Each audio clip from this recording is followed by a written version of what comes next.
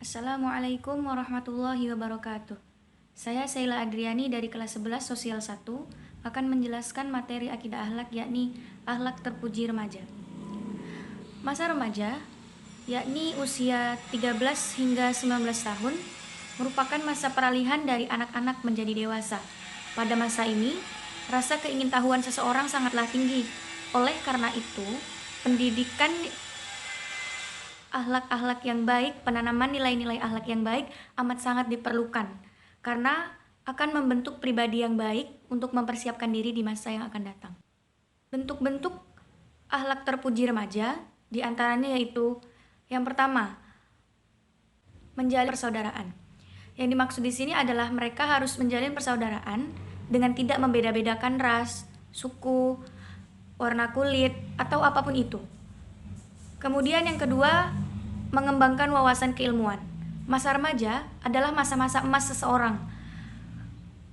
Oleh karena itu, mereka harus mengembangkan wawasan keilmuannya dengan cara bekerja kelompok atau mengisi hal-hal yang positif sebagai menambah wawasan keilmuan. Kemudian, mengembangkan sikap saling menghormati.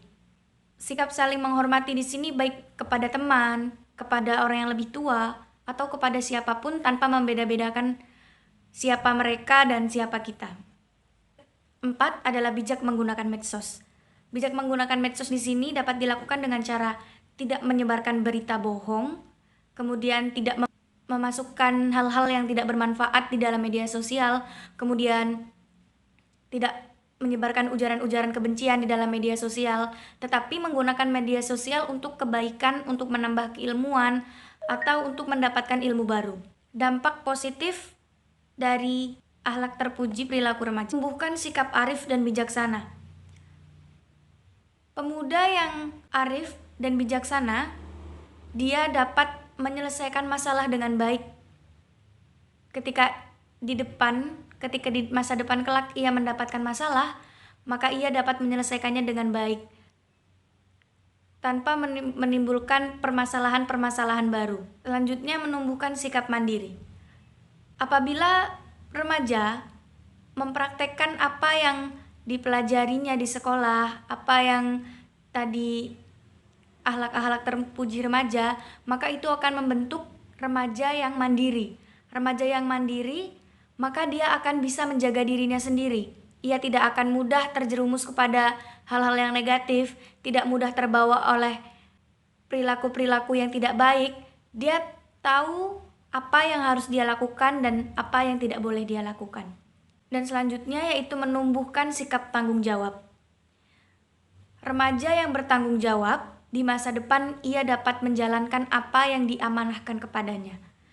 Seperti apabila ia mendapatkan sebuah jabatan, maka ia akan menggunakannya dengan sebaik-baiknya karena dia merupakan seseorang yang bertanggung jawab. Terakhir adalah membiasakan akhlak terpuji dalam pergaulan remaja. Yang pertama, menutup aurat dengan tujuan untuk menjaga kehormatan diri dan kebersihan hati. Yang kedua, menjauhi perbuatan zina. Caranya, mengetahui batasan-batasan dalam berhubungan antara lawan jenis laki-laki dan perempuan, sehingga tidak menjerumuskan kita kepada pergaulan bebas. Kemudian mengajak untuk berbuat kebaikan. Di sini bisa dilakukan dengan cara mengikuti organisasi. Di dalam organisasi kita bisa mengajak teman-teman kita untuk berbuat kebaikan, mengisi hal-hal dengan yang positif. Yang keempat yaitu mengisi waktu luang dengan hal-hal yang positif. Karena apabila waktu luang kita tidak digunakan secara baik, itu akan terbuang, tidak diisi dengan hal yang positif, sama saja dengan kita menyia-nyiakan masa muda kita.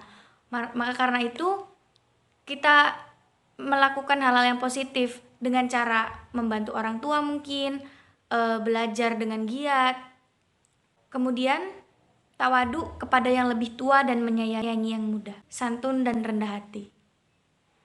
Janganlah kita merasa sombong di depan orang lain, karena sesungguhnya kita juga